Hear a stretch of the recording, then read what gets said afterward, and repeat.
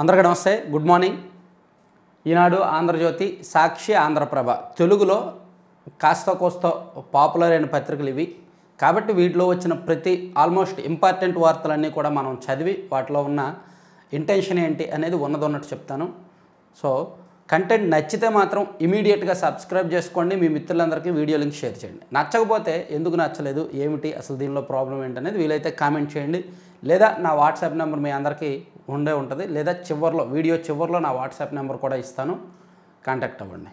Just WhatsApp మాత్రమే చేయండి, calls వద్దు. ఇక ముందు రేషన్ మాఫియా గురించి మాట్లాడదామా? రేషన్ మాఫియా గురించి ఎంత మాట్లాడినా తక్కువే. ఇప్పుడు పవన్ కళ్యాణ్ గారు కాకినాడ పోర్టుకు వెళ్ళి రేషన్ మాఫియాను కంట్రోల్ చేయాలన్నారు. పవన్ కళ్యాణ్ గారు మాత్రమే ఆ ఇనిషియేషన్ తీసుకున్నారు, ఖచ్చితంగా అప్రిషియేట్ చేయాలి. అయితే ఇక్కడ గవర్నమెంట్లో ప్రతి ఎమ్మెల్యే ఆ బాధ్యత తీసుకోవాలి, ప్రతి ఎమ్మెల్యేది బాధ్యత. ఎందుకంటే రేషన్ మాఫియాల నుంచి ఎమ్మెల్యేలు కమిషన్లు తీసుకుంటున్నారు. ఇంకా రేషన్ మాఫియా ఎలా కట్టడి చేస్తారు? గ్రౌండ్ లెవెల్లో నియోజకవర్గ స్థాయిలో కట్టడైతే రాష్ట్ర స్థాయిలో పోర్టు లెవెల్లో కట్టడవుద్ది. అసలు కాకినాడ పోర్టుకి అక్రమంగా రేషన్ బియ్యం వెళ్తున్నాయండి. అవి ఎక్కడి నుంచి వెళ్తున్నాయి? గ్రౌండ్ లెవెల్లో రేషన్ షాపుల నుంచి కదా. రేషన్ షాపుల నుంచి అక్కడ మిల్లర్లకు వెళ్తున్నాయి, మిల్లర్ల నుంచి పోర్టుకు వస్తున్నాయి కదా.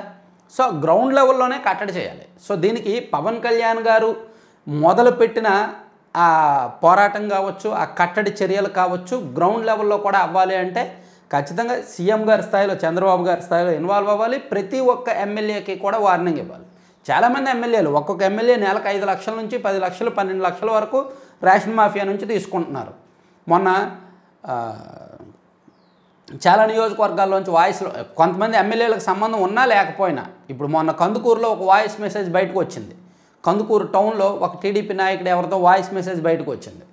సో ఇది నా ఏరియా, ఇక్కడికి నువ్వు రావడం ఏంటి, ఇది నాది, అది ఇది అని చెప్పి బయటకు వచ్చింది. అట్లా చాలా నియోజకవర్గాల్లో ఉన్న ఇన్సిడెంట్లు, చాలా నియోజకవర్గాల్లో మనం చెప్పుకుంటూ వెళ్తే అవలేలుగా ఒక 40 నియోజకవర్గాల పేర్లు చెప్పేయగలను. ఆ నియోజకవర్గాల్లో ఎవరెవరికి ఎంత వెళ్తుంది అనేది. కాకపోతే చంద్రబాబు గారి స్థాయిలోనే ఇది జరగాలి. అప్పుడు అక్కడ జరిగితే ఆ తర్వాత పోర్టుకు వెళ్ళడం ఆటోమేటిక్గా ఆగిపోతాయి. ఖచ్చితంగా పోర్టుకు వెళ్ళడం ఆగిపోతాయి. మనం టాప్ ఎండ్లో యాక్షన్ ప్లాన్ కాస్త గ్రౌండ్ లెవెల్లో ఉండాలి, రూట్ లెవెల్లోనే తగ్గించాలి. సో అదే పందా ఆగని రేషన్ మాఫియా ఎలా ఆగుద్ది? రూట్ లెవెల్లో ఆగకపోతే ఎలా ఆగుద్ది? ప్రభుత్వం మారినా జోరు తగ్గని బియ్యం అక్రమ రవాణా, సహకరిస్తున్న అధికారులు, ప్రజాప్రతినిధులు, చెక్ పోస్టులు పెట్టినా తూతు మంత్రం తనిఖీలే, పోలీసు, రెవెన్యూ, పన్నులు, రవాణా శాఖల నుంచి కొరవడిన సహకారం, ద్వారంపూడి దందాను అడ్డుకోలేని పోయినాం. ఏదో రేషన్ మాఫియా మొత్తం ద్వారంపూడి చంద్రశేఖర్ రెడ్డి ఒక్కడే చేస్తున్నట్టు ఈనాడు మరి అమాయకంగా రాశారు. గ్రౌండ్ లెవెల్లో నియోజకవర్గ స్థాయిలో ప్రతి ఎమ్మెల్యేకి పాత్ర ఉంది. అంటే ఎలా ఉంటుందంటే మీకు ఒక చిన్న సింపుల్ డయాగ్రామ్ వేసి చూపిస్తా. అంటే దీనిలో నాకు ఇంటెన్షన్స్, మొహమాటాలు ఏమి ఉండవండి, ఉన్నదన్నట్టు చెప్పేస్తా. జస్ట్ ఈ రేషన్ మాఫియా గురించి రాసినప్పుడు ఇది కాకినాడ పోర్ట్ అండి. ఇక్కడ సుమారుగా 10,000 టన్నులు అనుకుందాం. సో ఈ 10,000 టన్నులు ఒక్క కాకినాడ నుంచే వెళ్ళదు కదా, కాకినాడలోనే తయారు చేయరు కదా.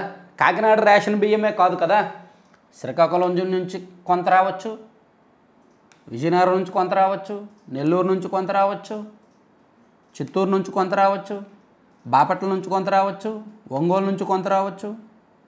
మొత్తం ఇలా రాష్ట్ర వ్యాప్తంగా ఇవన్నీ కలిస్తేనే, ఇక్కడికి వెళ్తేనే ఈ 10,000 టన్నులు అవుద్ది, ఇంత పెద్దది అవుద్ది. సో మీరు ఇక్కడికి వెళ్ళి ధామ్ ధూమ్ దకారం అది ఇది డస్కం అన్నీ చేసే బదులు ఇక్కడ చేయొచ్చు అంటున్నా. ఇక్కడ ఎందుకు వీళ్ళని కంట్రోల్ చేయట్లా? వీళ్ళని కంట్రోల్ చేస్తే ఇక్కడికి బియ్యం వెళ్ళడం ఆగిపోతాయి. వీళ్ళని కంట్రోల్ చేయాలంటే ఒకటి, ఎమ్మెల్యే నెలవారీ తీసుకోవడం ఆగిపోవాలి, నెలవారీ మామూలు ఆగిపోవాలి. ఫస్ట్ అరే నాకు రేషన్ బియ్యం నుంచి మామూలు వద్దురా అని చెప్పి ఎవరి కాళ్ళు ఎమ్మెల్యేలు దాని నుంచి వచ్చే కమిషన్ వదిలేసుకోవాలి. First action. ఆటోమేటిక్గా ఎమ్మెల్యే వదిలేసుకున్నాక ఎంఆర్ఓ భయపడతాడు, ఎంఆర్ఓ ఖచ్చితంగా భయపడతాడు. అలాగే డిఎస్ఓ భయపడతాడు. డిఎస్ఓ అంటే డిస్ట్రిక్ట్ సప్లై ఆఫీసర్ భయపడతారు. అలాగే ఏఎస్ఓలు భయపడతారు. ఆ తర్వాత ఈ గోడౌన్స్ దగ్గర ఉండే సూపర్వైజర్లు ఉంటారు చూసారా, వాళ్ళు భయపడతారు. ఆ తర్వాత అంతిమంగా డీలర్లు భయపడతారు. సో వీళ్ళందరూ ఆటోమేటిక్గా భయపడితే వీళ్ళందరినీ కమ్యూనికేట్ చేస్తున్న దళారులు కూడా భయపడతారు. అయ్యో మా ఎమ్మెల్యే మాకు సహకరించడం లేదు, మా ఎమ్మెల్యేకి డబ్బులు ఇస్తున్నా తీసుకోవట్లేదు, కాబట్టి ఇది ఆగాలి అంటే వీళ్ళందరూ భయపడతారు. వీళ్ళందరూ భయపడితే ఆటోమేటిక్గా దళారులు కూడా భయపడతారు, మిల్లర్లు కూడా భయపడతారు. దళారులు ప్లస్ మిల్లర్లు వీళ్ళందరూ ఆగిపోతే ఇవన్నీ ఆగిపోతాయి. ఇవన్నీ ఆగిపోతే ఇక్కడికి బియ్యం వెళ్ళడం ఆగిపోద్ది. ఇది చెయ్యాల్సిందే. ఇది చెయ్యకుండా పోర్టు దగ్గరికి వెళ్ళి అంతంత ఓవర్ యాక్షన్, అంతంత హడావిడి ఇదంతా చేసి ఏంటి యూజే ఉండదు, ఉపయోగమే ఉండదు. ఈ విషయం పవన్ కళ్యాణ్ గారికి తెలుసు, నాదెళ్ల మనోహర్ గారికి తెలుసు, చంద్రబాబు నాయుడు గారికి తెలుసు, కిరణ్ కుమార్ రెడ్డి గారికి తెలుసు, జగన్మోహన్ రెడ్డి గారికి తెలుసు, అంతకుముందు ఉన్న వాళ్ళకి తెలుసు. కాకపోతే ఇదంతా హైపు ఓవర్ యాక్షన్స్ బోల్డ్ ఉంటాయి, అవన్నీ మనం బయటికి చెప్పకూడదులే అదన్నమాట. సో అందుకే రేషన్ బియ్యం గురించి ఏదో వీళ్ళు రాశారు కదా, రాష్ట్రంలో ఏటా 25.5 లక్షల టన్నుల బియ్యాన్ని పేదలకు కేంద్ర రాష్ట్ర ప్రభుత్వాలు ఉచితంగా పంపిణీ చేస్తున్నాయి. అసలు ఉచితంగా పంపిణీ చేస్తున్న రేషన్ బియ్యం ఎవరు తింటారండి? ఒక 10 to 20% మాత్రమే తింటారు. 10 నుంచి 20% మాత్రమే తింటారు, అంతకుమించి ఎవరూ తినరు. ఒక రేషన్ డీలర్తో నిన్న మాట్లాడా, నాకు తెలిసిన ఆయనతో. ఆయన ఓపెన్గానే పచ్చిగా చెప్పాడు, అతని పరిధిలో 872 రేషన్ కార్డులు ఉంటే 872 రేషన్ కార్డులు ఉంటే 189 మంది మాత్రమే రైస్ తీసుకెళ్తారు. మిగిలిన వాళ్ళందరూ కూడా నాకు రైస్ వద్దు, డబ్బులు ఇచ్చాయని వదిలేస్తారు అతని దగ్గర. సో అతను కిలోకి 13 రూపాయలు చొప్పున డబ్బులు ఇస్తాడు వాళ్ళకి. ఆయన 15 రూపాయలకు బయటకు పంపిస్తాడు, మిల్లర్కి పంపిస్తాడు. ఇట్లా ప్రతి రేషన్ డీలర్ దగ్గర కూడా నాకు బియ్యం వద్దు, డబ్బులు ఇచ్చాయని వదిలేసుకున్న వాళ్ళు చాలామంది ఉంటారనమాట. అదంతా ఒక పెద్ద మాఫియా. దాన్ని కట్టడి చేయాలి. ఆ తర్వాత అప్పుడు ఆటోమేటిక్గా పోర్టులో ఉన్న వాళ్ళు తలకిందులుగా తపస్సు చేసిన రేషన్ అక్రమ బియ్యం సరఫరా జరగదు, రేషన్ బియ్యం అక్రమ సరఫరా జరగదు. అది చేసేవాళ్ళు ఎవరు? అది చేసే గట్స్ ఉన్న నాయకుడు కావాలి. అధికారంలో ఏముంది? ఒక ఎస్పీనో, ఒక కలెక్టర్నో, ఒక డిఎస్పీనో, ఒక అసిస్టెంట్ కలెక్టర్నో ఎవరినో ఒకరిని కేకలేసేయచ్చు. ఎమ్మెల్యేలను కంట్రోల్ చేయండి. ఎమ్మెల్యేలు కంట్రోల్ అయితే మిగిలిన వాళ్ళు ఆటోమేటిక్గా కంట్రోల్ అవుతారు. ఎవరి అగర్వాల్, ఎవరి అలీషా, పవన్ కళ్యాణ్ ఆరా తీసింది వీరి కోసమే, వీళ్ళకి బియ్యం ఇస్తుంది ఎవరు అనేది కూడా ఆరా తీయాలి. అర్థమైంది కదా? ఇంకా అంతకుమించి నేను పచ్చిగా చెప్పకూడదు, చెప్తే కొంతమంది మనోభావాలు దెబ్బతింటాయి. సో మొత్తానికి పవన్ కళ్యాణ్ గారు తీసుకున్న ఈ యాక్షన్ ప్లాన్, ఈ చర్య సఫలీకృతం అవ్వాలంటే గ్రౌండ్ లెవెల్లో కట్టడి జరగాలి. ఇప్పుడు సోషల్ మీడియాలో బూతులు పోస్ట్ చేస్తున్న వారిని ఎలాగైతే సీరియస్గా కట్టడి చేస్తున్నారో అలాగే గ్రౌండ్ లెవెల్లో రేషన్ బియ్యం అక్రమాలకు పాల్పడుతున్న వారిని కూడా ఎంఆర్ఓ అయినా, ఏఎస్ఓ అయినా, డిఎస్ఓ అయినా, ఎమ్మెల్యే అయినా, ఎమ్మెల్యే పిఏ అయినా సరే లోపల వేయాలి. పీడీ యాక్ట్ తెరవాలి. ఆ రైస్ మిల్లర్లు కూడా చాలా రైస్ మిల్లులు కేవలం దీని మీదే బతుకుతున్నాయి, అక్రమ రేషన్ బియ్యం సరఫరా మీదే బతుకుతున్నాయి రైస్ మిల్లులు. ఓకే, తర్వాత ఇంటి ముందుకే పౌర సేవలు. బెల్ట్ షాపులు పెడితే నా బెల్ట్ తీయాల్సి ఉంటుంది. ఇసుక, భూమి, బియ్యం మాఫియాలను నిర్మూలిస్తాం. బాగుంది, బియ్యం మాఫియాలను కూడా నిర్మూలిస్తారంట. అనంతపురం జిల్లా నేమకల్లు ప్రజావేదికలో సీఎం చంద్రబాబు గ్రామస్తులతో మాట మంతి. భవిష్యత్తులో మీరు కార్యాలయాలకు వెళ్ళే అవసరం రాదు. కుల, జనన, మరణ ధృవపత్రాలు కావాలంటే ఒక మెసేజ్ పెడితే చాలు, మీ ఇంటికే తెచ్చి ఇచ్చే వ్యవస్థను తీసుకొస్తాం. పురపాలికలు, పంచాయతీల్లోనూ ఆన్లైన్ ద్వారా పౌర సేవలు అందిస్తాం. రాష్ట్ర వ్యాప్తంగా ఒకే రోజు 60 లక్షల మందికి పింఛన్లు అందిస్తున్నాం. అవి సక్రమంగా అందాయా లేదా అని ఫోన్ చేసి అడుగుతాం. సేవల్లో లోపాలుంటే అధికారులపై చర్యలు తీసుకుంటాం అని చంద్రబాబు నాయుడు గారు చెప్తూ బెల్ట్ షాపులు వద్దు అని నేను అంటాడు. కానీ బెల్ట్ షాపులు ఉంటాయి, ఖచ్చితంగా ఉంటాయి బెల్ట్ షాపులు. ప్రతి నియోజకవర్గంలోనూ ఉన్నాయి బెల్ట్ షాపులు. కామెంట్ చేయండి, ఉన్నాయా లేవా కామెంట్ చేయండి. బెల్ట్ షాపులు ఉంటాయి. ఆయన వద్దు వద్దు వద్దు అని 2 నెలల నుంచి చెప్తూనే ఉన్నాడు. అలాగే ఇసుక అక్రమ రవాణా జరుగుద్ది. నిన్నటికి నిన్న ఆ సూళ్ళూరుపేట, గూడూరు కాన్స్టిట్యున్సీస్కి సంబంధించి ఇసుక రీచ్లో బిడ్లు ఓపెన్ చేస్తే దానిలో ఆ నియోజకవర్గ టీడీపీ నాయకుడు నిబంధనలకు విరుద్ధంగా అక్రమంగా తనకు టర్నోవర్ లేకపోయినా, అర్హత లేకపోయినా తిరుపతి కలెక్టరేట్లో అతనికి ఇచ్చేశారు. సో అతను చాలా తక్కువ రేటుకి కోట్ చేశాడు. అంత తక్కువ రేటుకి ఎలా కోట్ చేస్తాడు? అక్రమాలు చేయకపోతే క్యూబిక్ మీటర్ 25 రూపాయలు, 30 రూపాయలకి తవ్వేస్తాడంట. ఎలా జరుగుద్ది? 90 రూపాయల నుంచి 100 రూపాయలు ఖర్చు అవుద్ది అలా తవ్వడానికి. కానీ 25-30 రూపాయలు చాలని కోట్ చేశాడు. ఎలా కోట్ చేస్తాడు? దానిలో అక్రమాలు బోల్డ్ జరుగుతాయి కాబట్టి, పైగా అది అనర్హత. ఇలా గ్రౌండ్ లెవెల్లో జరగాల్సినవి జరిగిపోతున్నాయి. కానీ పైకి చెప్పడానికి మాత్రం అంతా అది ఇది అని చెప్తుంటారనమాట.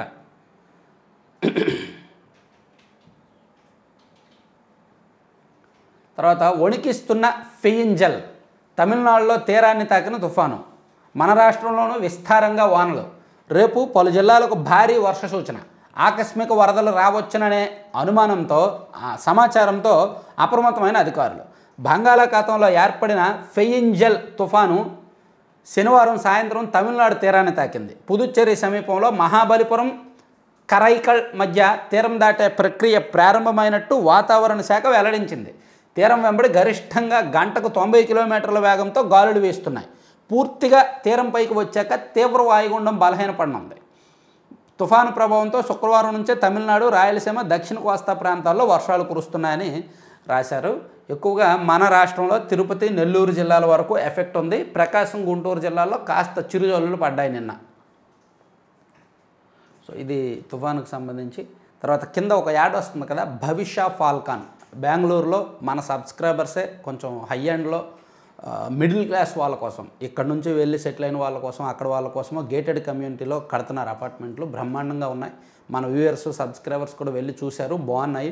సో ఈరోజు సండే కాబట్టి వీలైతే వాళ్ళకి కాల్ చేసి వెళ్ళి చూడండి, నచ్చితే కనుక తీసుకోండి. మంచి రివ్యూస్, మంచి పాజిటివ్ ఫీడ్బ్యాక్ వస్తుంది.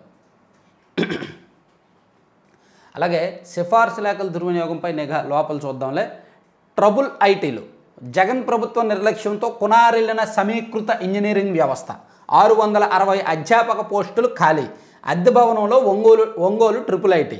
నూజివీడు, ఇడుపులపాయల్లో వసతికి ఇబ్బందులు. కూటమి సర్కారు దృష్టి పెడితేనే విద్యార్థులకు మంచి భవిష్యత్తు. ఇది మరి ఇంకో కామెడీ వార్త. సారీ ఇట్లా అంటున్నా, నేనేమనుకోవద్దు, నేను చెప్పే పచ్చి నిజాలు. ఇక్కడ అద్దె భవనంలో ఒంగోలు ట్రిపుల్ ఐటీ కేవలం వైసీపీ హయాంలోనే లేదండి. గతంలో టీడీపీ ఉన్నప్పుడు కూడా అది అద్దె భవనంలోనే నడిచింది కదా. 2014 నుంచి 2019లో కూడా అది అద్దె భవనంలోనే నడిచింది. సో వాళ్ళు ఉద్ధరించిందేమీ లేదు, ఆ తర్వాత వచ్చిన వైసీపీ వాళ్ళు ఉద్ధరించిందేమీ లేదు. ఇంకా 2018లో అనుకుంటా అప్పటి సీఎం చంద్రబాబు నాయుడు గారు ఒంగోలు ట్రిపుల్ ఐటీ భవనాన్ని కనిగిరి నియోజకవర్గంలో కడతాను అని చెప్పి శంకుస్థాపన కూడా చేశారు. శంకుస్థాపన చేసిన తరువాత అక్కడ భూమికి సంబంధించిన సమస్యలు వచ్చి వాటర్ సప్లై ఇబ్బంది అవుద్ది, రకరకాల టెక్నికల్ సమస్యలు అవన్నీ వస్తున్నాయని చెప్పి అక్కడ నిర్మాణం జరగలేదు, ఆపేశారు. 2018లోనో 19లోనో ఒంగోలు ట్రిపుల్ ఐటీ బిల్డింగ్ని కనిగిరిలో కట్టడానికి శంకుస్థాపన చేశారు. ఆ తర్వాత ఒంగోలు కాస్త దూరంలోనే ఒక 10 కిలోమీటర్ల దూరం పెళ్ళూరులోనే ఎక్కడో, నాకు ఊరి పేరు గుర్తులేదు కానీ అక్కడ కూడా బిల్డింగ్స్ చూశారు. సోరారెడ్డిపాలెం ఆ సరౌండింగ్స్లో ఖాళీ స్థలాలు చూశారు. అక్కడ కూడా ట్రిపుల్ ఐటీ కట్టొచ్చని చూశారు, కానీ అది అవ్వల. ఆ తర్వాత వైసీపీ గవర్నమెంట్ వచ్చాక అసలు స్థల పరిశీలన లేదు, ఏదీ లేదు. దాదాపుగా 13 ఏళ్ళు అయింది ట్రిపుల్ ఐటీ ఒంగోలుకి శాంక్షన్. ఇప్పటికే అద్దె భవనాల్లోనే ఉన్నాయి. సిగ్గుపడాలి 2 ప్రభుత్వాలు, 2 నాయకులు సిగ్గుపడాలి. వందలాది మంది విద్యార్థులు ఇరుకిరుకు గదుల్లో, కనీస వసతులు లేని గదుల్లో ఉంటున్నారన్నమాట. రాజీవ్ గాంధీ విజ్ఞాన సాంకేతిక విశ్వవిద్యాలయం పేరు గొప్ప, ఊరు దెబ్బ అంటారు. ఇదే దాని పేరు చూడండి, రాజీవ్ గాంధీ విజ్ఞాన సాంకేతిక విశ్వవిద్యాలయం. కానీ సొంత భవనాలు లేవు. ఎన్ని సంవత్సరాల నుంచి? 12 సంవత్సరాల నుంచి లేవు. ఇప్పటికైనా కడతారా? గ్యారంటీ లేదు. డబ్బులు లేవా? డబ్బులు ఉన్నాయి. స్థలం తీసుకోవచ్చు, కట్టవచ్చు, కానీ ఆ డెడికేషన్ లేదు. ఒంగోలు, శ్రీకాకుళం, ఇడుపులపాయల్లో ఒంగోలు, శ్రీకాకుళం 2 చోట్ల కూడా ట్రిపుల్ ఐటీల్లో అదే సమస్య. ఇడుపులపాయలో ఒకటే కట్టారు, నూజివీడు అంటే మొదటి నుంచి ఉందలే.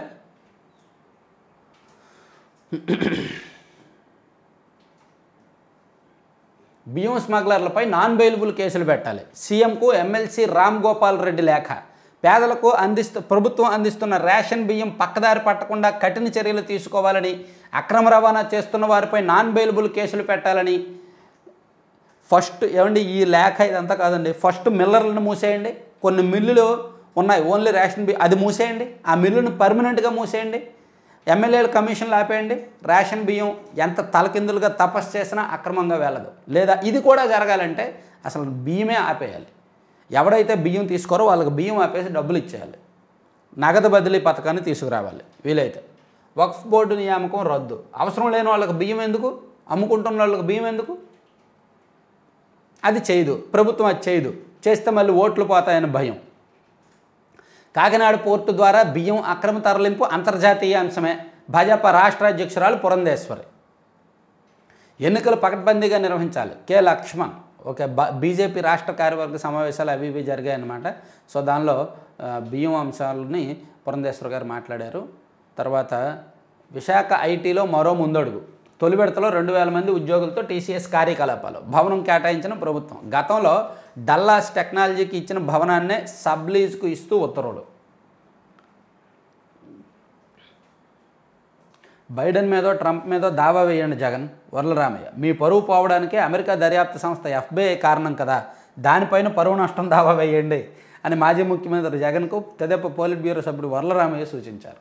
ఏ భాషలో చెప్పినా 1750 కోట్ల లంచం తీసుకున్నది వాస్తవమే. మాజీ మంత్రి రోజాకు షర్మిల సమాధానం.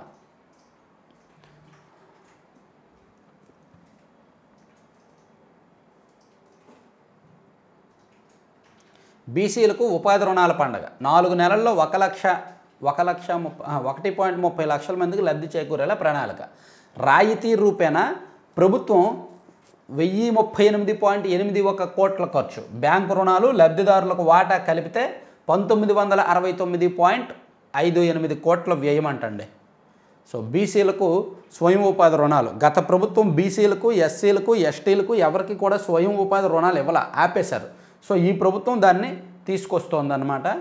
స్వయం ఉపాధి రుణాలు మళ్ళీ ఇస్తున్నారు, చాలా ఉపయోగపడతాయి ఇవి. తల్లి కుమారుడు క్లాస్మేట్స్ అంట. ఈ చిత్రంలో కనిపిస్తున్న తల్లి కుమారుడు క్లాస్మేట్స్. ఉజ్వల భవిష్యత్తు కోసం కుమారుడిని డిప్లొమా కోర్సులో చేర్పించిన తల్లి తాను ఎందుకు నేర్చుకోకూడదని ఆలోచించారు. ఇంకేముంది, ప్రవేశం తీసుకొని తనయుడితో కలిసి తరగతిలో హాజరవుతున్నారు. బాగుంది కదా, హాజరవ్వాలి. ఆ వయసులో ఆ స్ఫూర్తి రావడం మంచి విషయం.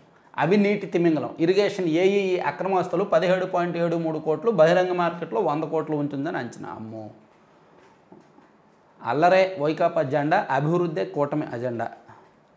జిల్లా వార్త. సరే, ఈనాడు పక్కన పెట్టి సాక్షికి వెళ్దాం.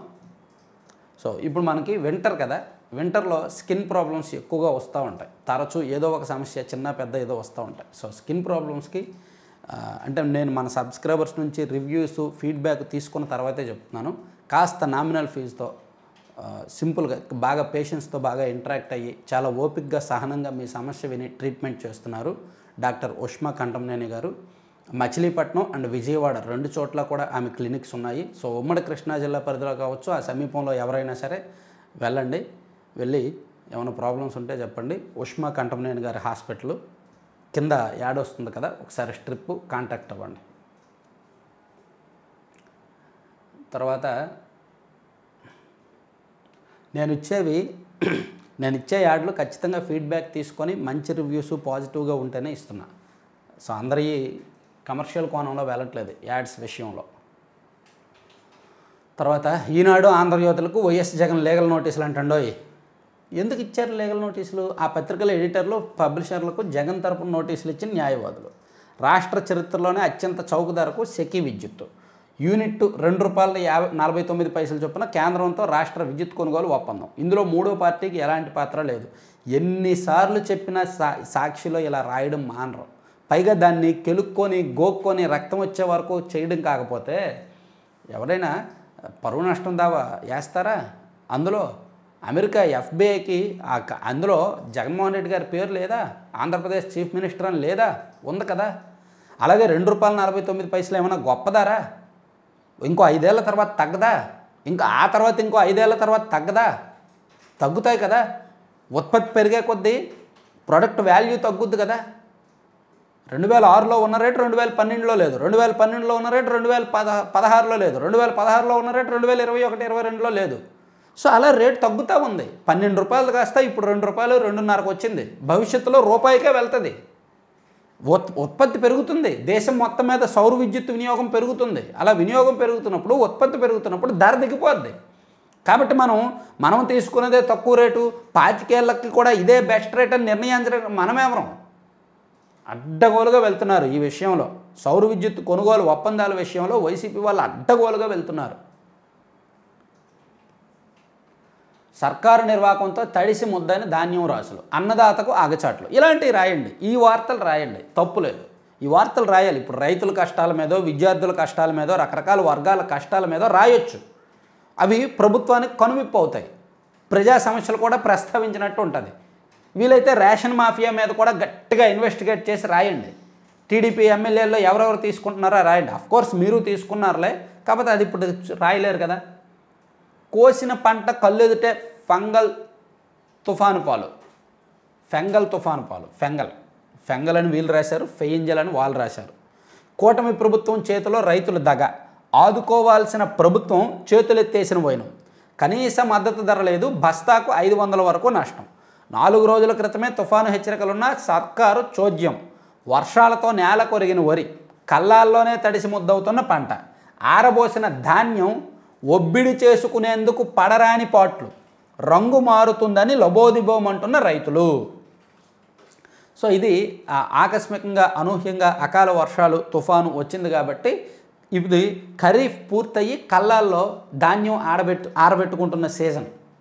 రోడ్ల మీద కళ్ళాల్లోనూ ధాన్యం రాసులు పోసిన సీజన్ ఇది, కరెక్ట్ సీజన్ ఇది. ఇదే టైం, ఈ నెల అంతా, ఈ నెల డిసెంబర్ 15 వరకు అదే టైం. సో ఈ టైంలో వర్షం రావడంతో ఆల్మోస్ట్ ధాన్యం చాలా చోట్ల తడిసి ముద్దయింది. తిరుపతి, నెల్లూరు, ప్రకాశం ఆ ప్రాంతాల్లో. కాబట్టి దాని గురించి రాశారు. మంచి ప్రస్తావన, మంచి విషయం. సో ప్రభుత్వం ఏం చేస్తుందో చూడాలి. రెప్పపాటులో 2 ఘోరాలు. విజయనగరం జిల్లాలో కారు అదుపు తప్పి డివైడర్ దాటి పక్క లేన్లోకి బోల్తా కొట్టగా ఎదురుగా వస్తున్న లారీ దాన్ని ఢీకొట్టడంతో 4 అక్కడికక్కడే మరణించారు. ఓకే. కిడ్నాప్ కలకలం. 10వ తరగతి విద్యార్థి కిడ్నాప్ వ్యవహారం ప్రకాశం జిల్లా చీమకుర్తిలో కలకలం రేపింది.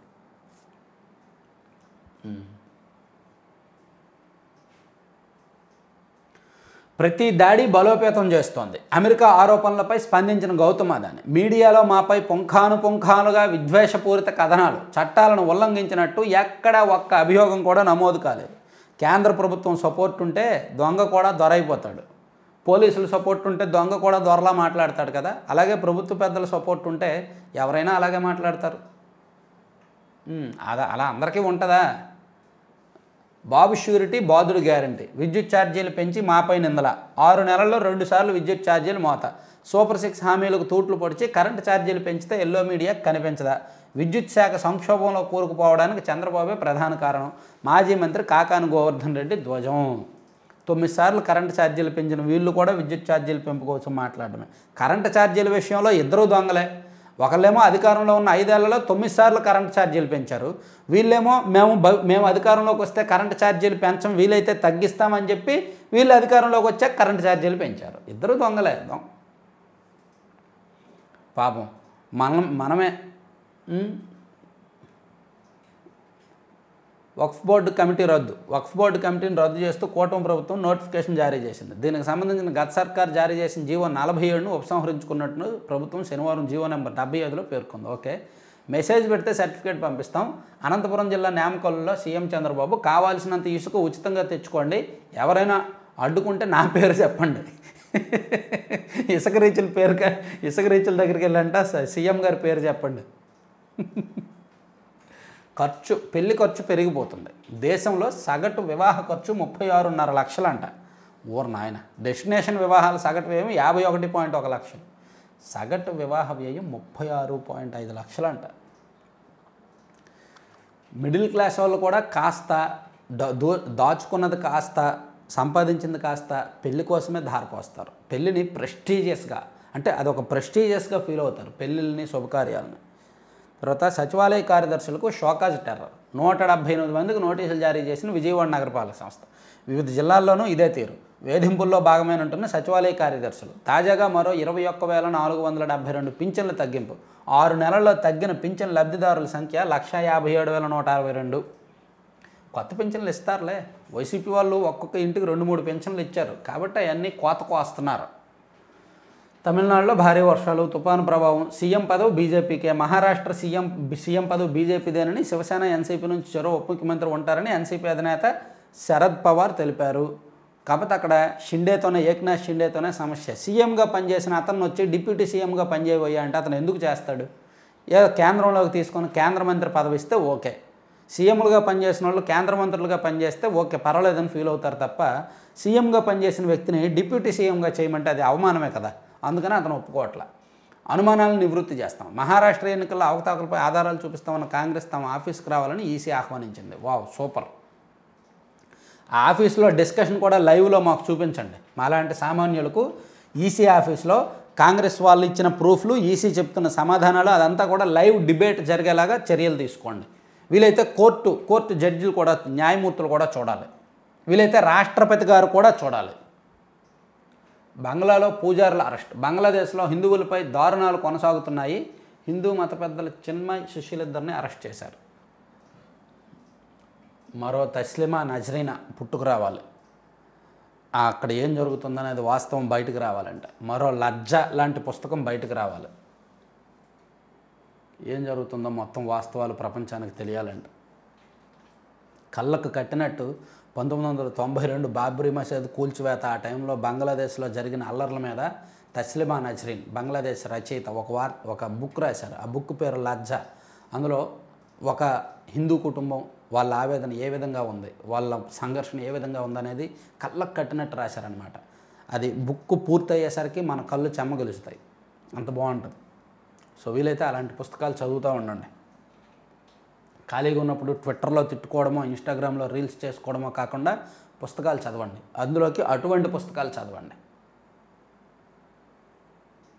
సర్కారు నిర్వాహకంతో తడిసిముద్దైన ధాన్యం రాసులు. Okay. Red alert Annamayya, Chittoor జిల్లాలకు, ఆరెంజ్ అలర్టు 7 జిల్లాలకు, ఎల్లో అలర్టు. ఓకే. సత్యం విలువ తెలుసుకొని నడుచుకోవాలి. సుప్రీంకోర్టు పూర్వ న్యాయమూర్తి జాస్తి చలమేశ్వర్. ఓకే, ఇది అయిపోయింది, పక్కన పెట్టేద్దాం. ఆంధ్రజ్యోతికి వెళ్దాం. ఆంధ్రజ్యోతిలో జనమే వేస్తారు జగన్పై దావా. వేశారు ఆల్రెడీ. ప్రభుత్వాలు లంచాలకు ఆశపడి స్వార్థం కోసం తీసుకునే నిర్ణయాల వల్ల తాము మూల్యం చెల్లించాల్సిన పరిస్థితి ఏర్పడితే ప్రజలకు ఉన్న వెసులుబాటు ఏంటి? తమకు నష్టం కలిగించిన పాలకులను న్యాయస్థానాలకు లాగే వెసులుబాటు ప్రజలకు ఉంటుందా లేదా? లంచం తీసుకోకుండా జగన్ ఒప్పందం కుదుర్చుకున్నారంటే ఒక్కరు కూడా నమ్మరు. ఆయన మద్దతుదారులకు కూడా ఈ విషయంలో క్లారిటీ ఉంటుంది. అదానీతో డీల్స్ కుదుర్చుకుంటే తాను సేఫ్గా ఉంటానని జగన్ రెడ్డికి తెలుసు. అందుకే రాష్ట్రంలోని వనరులన్నీ అదానికి దోచిపెట్టడానికి జగన్ రెడ్డి తెగబడ్డారు. మంచి పాయింట్. అదానీ జోలికి ఎవరు వెళ్ళరు. సో అదానీ దగ్గర లంచం తీసుకుంటే తన జోలికి కూడా ఎవరు రారు అని జగన్ అలా తీసుకున్నాడని ఆంధ్రజ్యోతి రాధాకృష్ణ గారు రాశారనమాట. తర్వాత జగన్ పెట్టిన జిల్లాల కష్టాలు. నాడు ప్రజాస్వామ్య స్ఫూర్తికి భిన్నంగా 13 కొత్త జిల్లాల ఏర్పాటు. ప్రజాభిప్రాయాలు, ప్రయోజనాలు గాలికి. భౌగోళిక పరిస్థితులు, పాలనా అవసరాలు పట్టించుకోకుండా జిల్లాల పునర్విభజన. రాజకీయ ప్రయోజనాలకే పెద్దపీట. ఈ తప్పులను సరిదిద్దుతామన్న హామీని చంద్రబాబు ప్రభుత్వం నెరవేర్చాలని ప్రజల ఆకాంక్ష. నిజమేగా, ఉన్నాయి, చాలా డిమాండ్లు ఉన్నాయి. ఇప్పుడు మార్కాపురం ఒక జిల్లాగా చేయాలనే డిమాండ్ ఉంది. ప్రభుత్వం, కూటమి, చంద్రబాబు గారు కూడా హామీ ఇచ్చారు. అది సాధ్యమైనంత త్వరగా నెరవేర్చాలి. కందుకూరుని, నెల్లూరులో ఉన్న కందుకూరుని ఒంగోలులో కలుపుతామన్న హామీ ఒకటి ఉంది, అది ఒకటి నెరవేర్చాలి. అద్దంకి, బాపట్లలో ఉన్న అద్దంకిని ఒంగోలులో కలుపుతాము అనే ఒక హామీ ఉంది, అది కూడా నెరవేర్చాలి. అలా రాష్ట్ర వ్యాప్తంగా చాలా ఉన్నాయి. ఇప్పుడు రాయచోటి, బాలాజీ జిల్లాలో, అన్నమయ్య జిల్లాల మధ్య కూడా కొన్ని బార్డర్లు, సరిహద్దుల సమస్యలు ఉన్నాయి, అది కూడా మార్చాలి. మదనపల్లికి సంబంధించిన ఇష్యూ, తంబలపల్లికి సంబంధించిన ఇష్యూస్. మాఫియా భర్తం పడతా, బెల్ట్ షాపులు పెడితే బెల్ట్ తీస్తా. సరే, ఇందాక చెప్పుకున్నాం కదా అవే. చెన్నై జలదిగ్బంధం. తమిళనాట పలు జిల్లాల్లో తుఫాను బీభత్సం సంబంధించిన జలజీవనం ఇదే చెప్పుకున్నాము. ఫెంగల్ అలజడి, ఇది ఫెంగల్ అని రాశారు.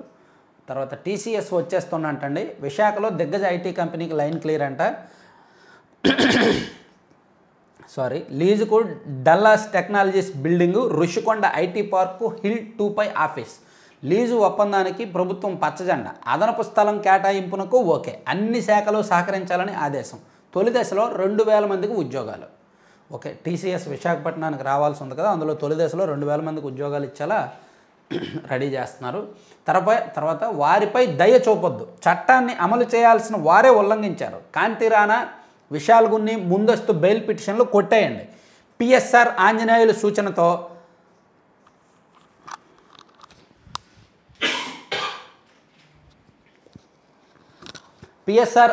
సూచనతో అమాయక మహిళను కేసులో ఇరికించారు.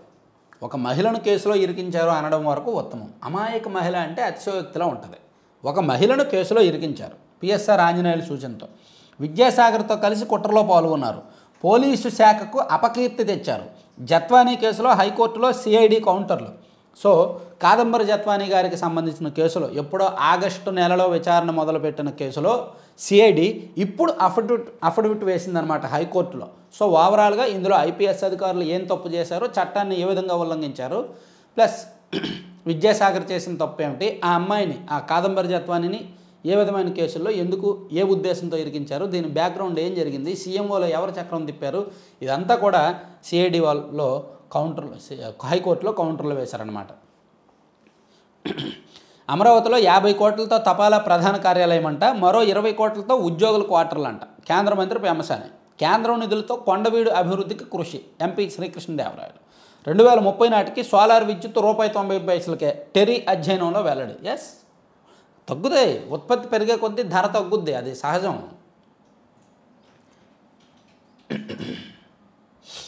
బూడిద కాదు, అది బంగారం. ఎస్, అనేక పరిశ్రమలకు ఆధారం. పవర్ సెంటర్గా ఫ్లై యాష్. బూడిదకు మార్కెట్ ధర, అందుకే రాజకీయ ఆరాటం. విపరీతమైన, జేబులో ఫ్రీగా ఇంట్లో కూర్చొని సంపాదించవచ్చు, రోజుకి 10 లక్షలు సంపాదించవచ్చు ఈజీగా ఆ బూడిదతో. అందుకే దాని మీద రాజకీయంగా గొడవ పడుతున్నారు.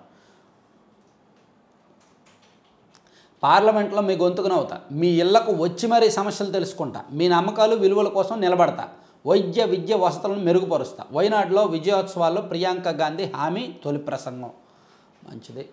బెల్ట్ షాపులను పెడితే తాట తీస్తా, చాలాసార్లు విన్నాం. వక్ఫ్ బోర్డు పాలక మండలి రద్దు విన్నాం. తర్వాత కాకినాడ పోర్టుకు ఒక్కటే శాపం, నిర్వహణ లోపం, ఇప్పటికే దొంగల పోర్టుగా ముద్ర. రాత్రిపూట చెక్ పోస్టుల ఎత్తివేత, కింగ్ పిన్ల పరిరక్షణకే ప్రాధాన్యత. పొరుగు రాష్ట్రాల సబ్సిడీ బియ్యము ఇక్కడి నుంచే ఎగుమతి. ఇతర రాష్ట్రాల షిప్పింగ్ ఏజెన్సీలదే పెత్తనం. అధికారంలో ఎవరున్నా వీరిదే ప్రాబల్యం. డిప్యూటీ సీఎం పవన్ కళ్యాణ్ సైతం విదేశీ షిప్పులోకి వెళ్ళనివ్వని బలమైన లాబీ. దానికి కారణం ఏంటంటే, పోర్టులు సెంట్రల్ గవర్నమెంట్ పరిధిలో ఉంటాయి, అవన్నీ ఇంటర్నేషనల్ షిప్లు, వాటికి అన్ని రకాల పర్మిషన్స్ ఉంటాయన్నమాట. మరీ స్మగ్లింగ్ గూడ్స్ అయితేనే అనుమతించరు. సో అవి అందులో లేనప్పుడు రేషన్ బియ్యం అనేది స్మగ్లింగ్లోకి రాదు వాళ్ళ లెక్కల్లో. అందుకని ఇదంతా ఈ సమస్య వచ్చింది, టెక్నికల్ సమస్య అంతా వచ్చిందనమాట. తర్వాత కారులో అతివేగంతో అదుపు తప్పి లారీని ఢీకొని 4 మృతి, వ్యాన్ ఢీకొని 3 మృతి. కారులో అతివేగంతో వెళ్తే అసలే మంచు కురిసే సమయం, ఎందుకు స్పీడు? వర్సిటీ మేను అధ్వానం. నాగర్ యూనివర్సిటీ విద్యార్థులు మెరుపుదారణ. ప్రతిరోజు పురుగుల అన్నమేనని నిరసన. ప్రభుత్వం సీరియస్, కమిటీ ఏర్పాటు, వార్డెన్ సస్పెన్షన్. సిఆర్డీఏ భవనాలకు డిజైన్లు 10 ఆప్షన్లు, వారం రోజుల్లో ప్రజాభిప్రాయ సేకరణ. ఇది చాలా వ్యాలిడ్ అండి, చాలా ఇంపార్టెంట్. సిఆర్డీఏ కార్యకలాపాల్లో సిఆర్డీఏ భవనం ఏ విధంగా ఉండాలి అనేది ప్రభుత్వం ప్రజల నుంచే అభిప్రాయాన్ని కోరుతుంది. మీరు కూడా ఓటేయచ్చు. మీరు కూడా ఈ సిఆర్డీఏ బిల్డింగ్స్ను చూసి, ఆ 10 చూసి మీకు ఏది నచ్చిందనేది మీరు ఓటు వేయచ్చు. దానికి ఒక వెబ్సైట్ కూడా ఉంది, crda.gov.in ఏదో వెబ్సైట్ ఉంది. ఒక్క నిమిషం చూద్దాం. crda.ap.gov.in.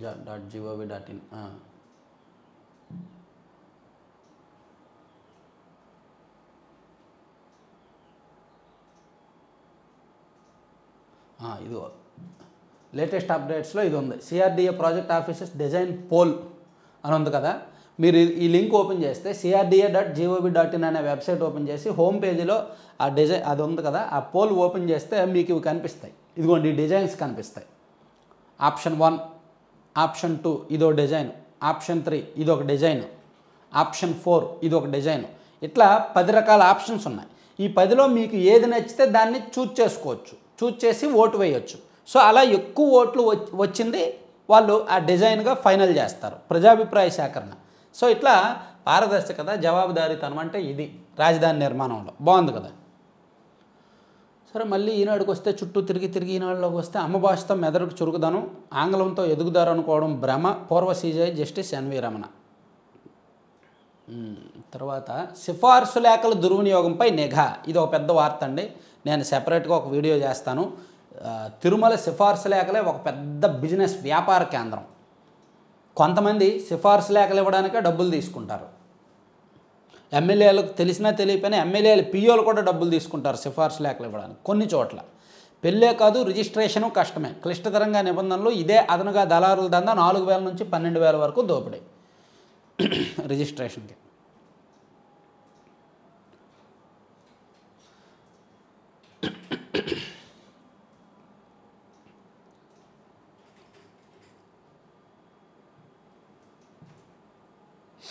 అదానీ చేతిలో సెకీ కీలుబొమ్మ.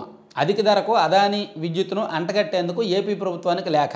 ప్రైవేటు సంస్థలతో ప్లాంట్లు పెట్టించి బేరాలు కుదిర్చి కమిషన్ వసూళ్లు. ఫక్తు వ్యాపార సంస్థల కమిషన్ ఏజెంట్ల మారిన సంస్థ. యూనిట్కి 7 పైసలు సెకీకి కమిషన్ అంట.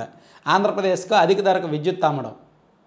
సో సెకీ అనేది అదానీ చేతిలో కీలుబొమ్మ. సో అదానీ తయారు చేస్తాడు, సెకీ అమ్ముతుంది. సో అమ్మినందుకు నేను కమిషన్ ఇస్తాను. చాలా సింపుల్. రియల్ ఎస్టేట్ ఎవరో వ్యాపారి వెంచర్ వేస్తారు. ఆ వ్యాపారం వేసే వెంచర్ని అమ్మడానికి కమిషన్ ఏజెంట్లను లేదంటే ఉద్యోగులను పెట్టుకుంటారు. వాళ్ళు దాన్ని అమ్మినందుకు వాళ్ళకి కమిషన్ ఇస్తారు. సేమ్ ఇక్కడ ఈయన కూడా అంతే. ఈయన ఒక వ్యాపారి, ఈయన తయారు చేస్తాడు విద్యుత్ని. దాన్ని అమ్మడానికి సెకీని రంగంలోకి దింపాడు. ఆ సెకీ ఎవరైతే అత్యంత లంచగొండి ప్రభుత్వం ఉన్నది అనేది దేశం మొత్తం జల్లెడ పట్టి మన రాష్ట్రానికి వచ్చింది. వీళ్ళైతేనే మనకు దొరుకుతారు, వీళ్ళైతేనే లంచం తీసుకొని పని చేస్తారని చెప్పి ఆంధ్రప్రదేశ్ వాళ్ళకి బకరాలా దొరికింది. అది జరిగింది. లేకపోతే ₹2.49 అద్భుతమైన రేట్ అంట.